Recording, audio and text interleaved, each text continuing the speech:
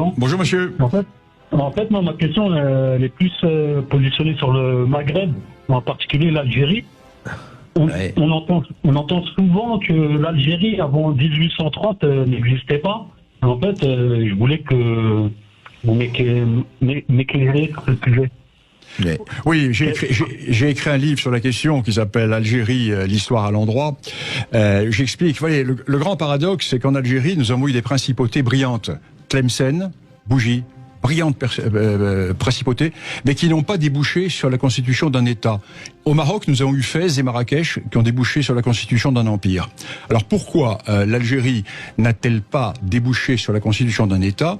Tout simplement parce que l'Algérie a toujours été écartelée entre deux voisins puissants, l'empire marocain et la Tunisie également, qui est un vieil État qui existait plus à l'est.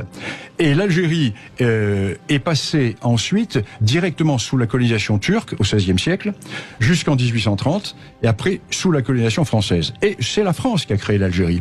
La France a créé l'Algérie, d'abord lui a donné son nom, et a rassemblé les populations à l'intérieur de frontières tracées par la France aux dépens du Maroc. Car n'oublions pas que toute la partie ouest de l'Algérie est historiquement marocaine.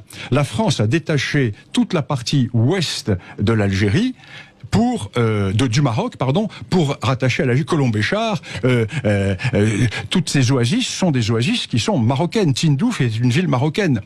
Et la France a donc créé l'Algérie, a constitué l'Algérie. Et plus encore, la France va lui donner le Sahara, qu'elle n'a jamais possédé, pour une raison très simple, c'est qu'elle n'existait pas.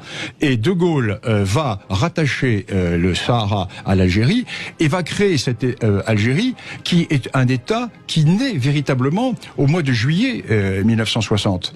C'est le grand problème du Maroc et de l'Algérie, le grand problème de l'opposition entre ce vieil État marocain millénaire.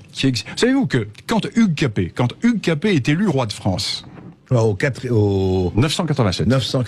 Et quand Hugues Capet est élu roi de France, la monarchie marocaine existe depuis 2 siècles.